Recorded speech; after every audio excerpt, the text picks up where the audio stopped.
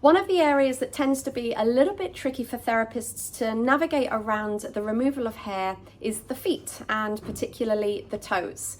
Now, there aren't any waxes that work well with cold skin, and the feet generally tend to be cold most of the time.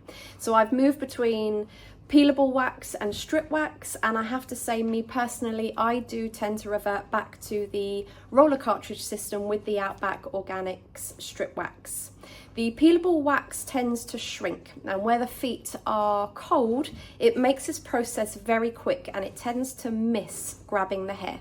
Whereas with the strip wax, you have the sticky element which tends to adhere to the hair, making it a successful removal. In the following video, I'm going to demonstrate for you how to remove the hair from the toes. Again, when positioning the foot, I've played around with many ways to have the client, but keeping the legs straight and being able to actually place my finger under the toes and my thumb on the top of the toes to create that stretch is the way I find it best to keep the skin taut for application with the strip wax roller cartridge system.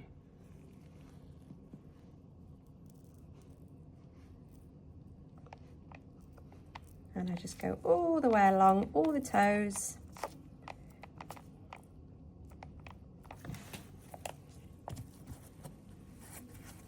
And then get a fresh strip, starting with the big toe, so keeping a good grip with this hand, the thumb supporting on the top of the toe, lots of rubbing, really grip the toe and off.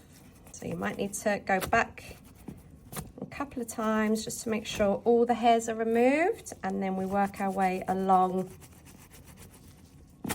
all the other toes.